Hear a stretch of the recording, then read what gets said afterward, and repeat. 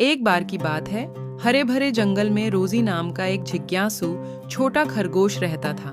रोजी को अपने आसपास की दुनिया के बारे में जानना पसंद था। एक धूप वाले दिन जब वह जंगल में घूम रही थी, उसकी नजर ओलिवर नाम के एक बुद्धिमान बूढ़े उल्लू पर पड़ी। ओलिवर ने कई मौसमों को आते और जाते देखा था और उसके पास साझा करने के लिए ज्ञान का खजाना था।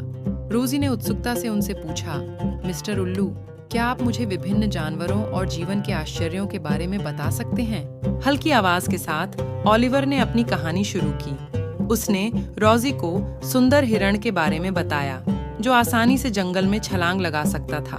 उन्होंने चतुर लोमड़ी के बारे में बात की, जो भोजन खोजने और अपने परिवार की रक्षा करने के लिए अपनी चालाकी का इस्तेमाल करती थी। ओलिवर ने चंचल गिलहरियों की कहानियां भी साझा की, जो पेड़ों पर ऊपर नीचे एक दूसरे का पीछा करना पसंद करती थीं। लेकिन यह सिर्फ जानवरों के बारे में नहीं था। ओलिवर ने बताया कि जीवन छोटे बड़े आश्चर्यों से भरा है।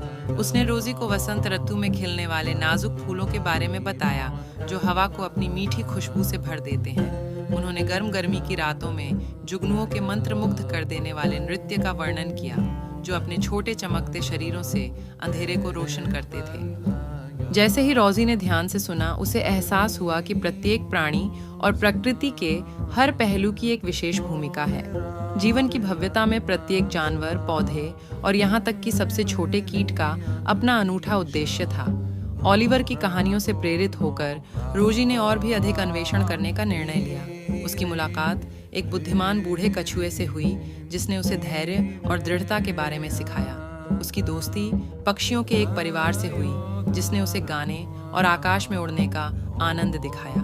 प्रत्येक नई मुलाकात के साथ रोजी की दुनिया के बारे में समझ बढ़ती गई और उसे एहसास हुआ कि जीवन अनंत संभावनाओं से भरी एक खूबसूरत यात्रा है।